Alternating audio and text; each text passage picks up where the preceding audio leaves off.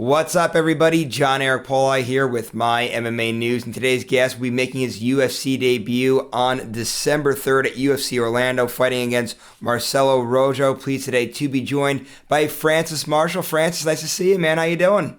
I'm good. How are you doing? Good, man. Thanks for being here. Appreciate the time as always. And like I said there in the intro, it is your UFC debut. Just how you feeling ahead of the fight, and just how excited are you for this opportunity to make this long-awaited trip to the octagon? I'm feeling pretty good. Training camp's been going good, and then I'm just excited to just finally get there. It's been like a long time coming for me. I feel like it's just years in the making, and then just like finally, almost like a dream come true. And I know for a lot of fighters, no matter how many fights they ever have, there are usually nerves going into a fist fight in a cage in an arena full of people here. For you, I know some fighters might not have any at all, but being that this is the UFC debut, any extra nerves? How you feeling? Do you feel calm and collected and confident at the moment? Or the nerves maybe don't come till later in fight week? Just kind of how you feeling right now? Definitely feel confident. Definitely have nerves. I mean, I think that's a normal thing to have nerves. I don't think they'll ever go away. I think it's just how you manage them and how you handle them and bundle that energy up and put it towards something else, whether it's your training or the fight, what it be. Now, a UFC fight week, in case there's anybody out there that isn't too familiar with it, there's a lot that goes into it. There's a day where you have a press conference, there's media day, there's a day where you got to sign posters, of course, weigh-ins. There's so many different moving parts that go into a fight week. Obviously, I know your coach is very familiar with it. He fought in the UFC. I'm sure you've been around guys before, obviously, that have fought in the UFC. Any advice that you've gotten how to handle this upcoming fight week? Because that could be nerve-wracking at times for people that aren't used to going through it. I mean, not much advice yet. I'm sure when we get down there, Kurt will talk to me a little bit, but just really staying on track, just taking it all in, keep doing what you normally do, and then I mean, whatever duties you have to do with the media or poster signings, you kind of just get that out of the way and then continue on. All right, so let's talk now about the preparation for this fight. At the time we're recording this, it's right after Thanksgiving. Like literally, Thanksgiving was just a couple hours ago. For you, it's essentially, you might as well say it's fight week at this point here, because tomorrow morning it will officially be 7 days till fight night. I guess let's start with training camp right now. How'd your camp go? Wrapped up, obviously, I'm guessing. So talk a little about your camp and all the preparation that you put in. Camp went great to me. I mean, I feel great cardio wise. We worked on a bunch of stuff, bunch of new stuff introduced. I feel like I put a lot more miles in on road work and everything, just a lot more focused and dialed in on this fight being having it be my UFC debut. I want to make sure everything's perfect, make sure I'm perfect, and I'm ready to go. And yeah, I know you said you're putting in some new wrinkles and all that. Is that something that typically happens with each fight? As obviously you're a young fighter in your career here, that you kind of do different things to help you grow and evolve, or is any of that get nerve wracking because maybe it's different than how you've been doing things? Like, well, when you talk about these new wrinkles, anything that's nerve wracking with any of that, or are you okay with it? I'm pretty okay with it. I mean, at first, it kind of like when you first start doing new things, it definitely is different. Trying to get used to it, you might not be as comfortable or as good with it as you were with something else you were doing. So you might like lose at first while you're doing it, but then as you progress, you get better and better and just keep developing your game and building and branching off. All right, let's talk about your coach now a little bit. I know we've talked about him in the past. He's been a huge staple to your career here so far. You've been training with him for so long. And Kurt, like I said before, former UFC fighter himself, has he given you any good advice throughout this training camp as to kind of what to expect on fight night? Yeah, I mean, he's always there to give me advice. It's just, same thing. It's another fight. Have the tunnel vision going in. Don't worry about the lights, the crowd. It's just you and him in there. So it's not trying to zone everything else out, focus in on the fight, and that's it. Now, this is something that we did talk about before in a previous interview, but I'm going to ask you it again in case there's somebody that might be out there watching this that might not have caught this. What Kurt did that was pretty cool in your career when you were fighting in the amateur ranks. For a lot of fighters, when they go through the amateurs, they just stick to their region. So obviously you're close by to where I'm at here in Pennsylvania. You're in New Jersey. That's where we first ever met when you were fighting at the Maverick promotion. And that's usually how it goes. Fighters from New Jersey would fight in New York, New Jersey, Pennsylvania. Well, Kurt what have you. You started off in Pennsylvania. Then he was getting you on a plane as an amateur, very often in your early pro career, and flying down to Louisiana for fights to get used to that whole fight week of getting on a plane, getting the traveling done because he knew you were going to get to this point in your career. Talk about that a little bit and how that's been such an advantage to you to kind of get you through those kind of uncomfortable things that you might not be used to, if you just went through the regional scene and then got this opportunity.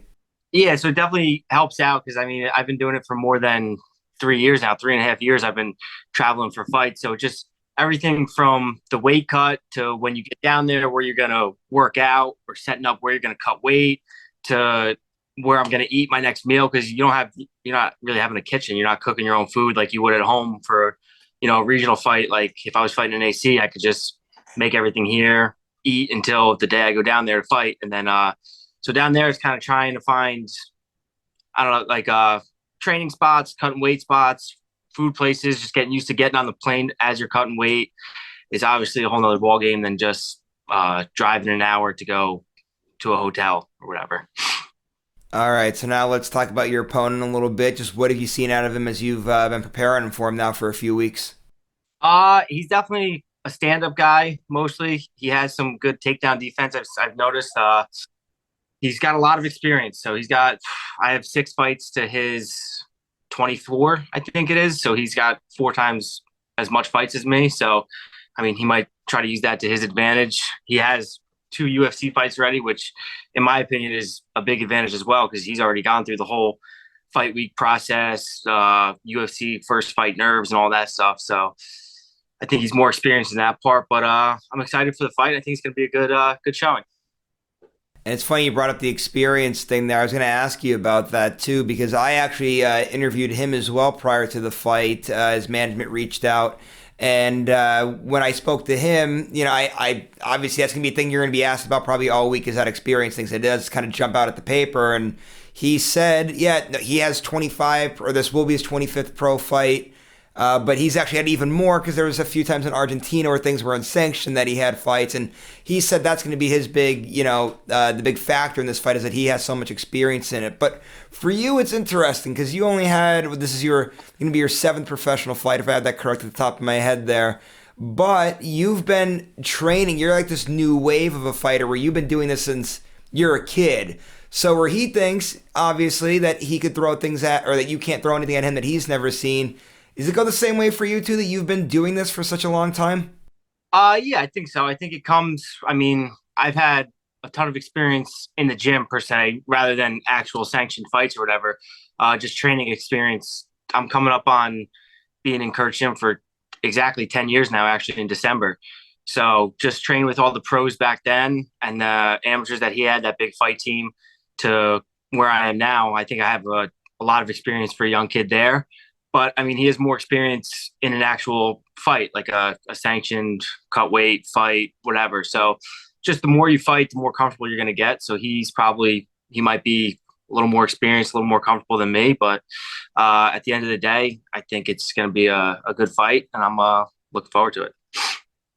All right, let's go outside the cage briefly here to wrap things up. I know we've talked in the past about you being a firefighter as well. How are things going at the fire department? They're going great. I can't complain. I don't have any complaints. I'm actually off right now until after the fight, so I could just focus on the fight and training in that final 2 weeks, a week or two, 1 week now. But things there going great, good as ever.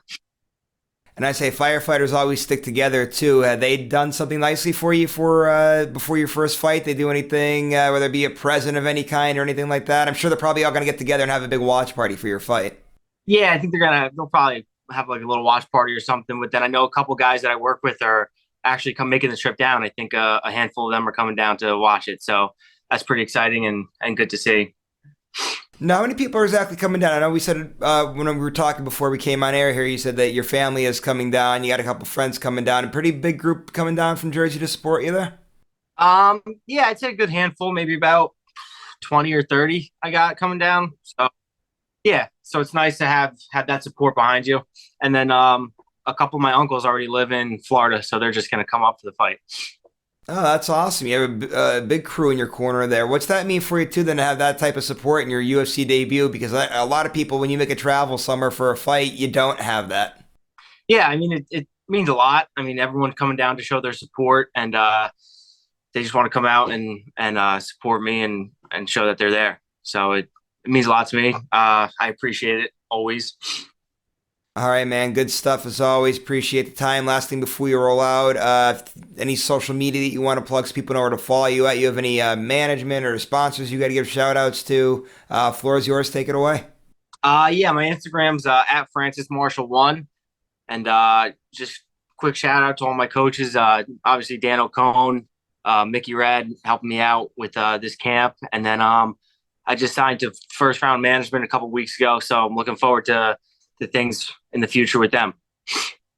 All right, Francis, thanks again, man, for all the time. It was great catching up with you. Best of luck, UFC debut. Again, for everybody out there, Francis makes his UFC debut December 3rd at UFC Orlando. So make sure you guys check out the fight. Make sure you guys are checking out MyMMANews.com. Go to our social media pages. Give us a like and a follow on there. And just one last thing before I head out, just want to remind everybody, if you like today's interview, make sure to go to the bottom, give it a thumbs up, and to subscribe to this YouTube channel as well. We'll see you later, everybody.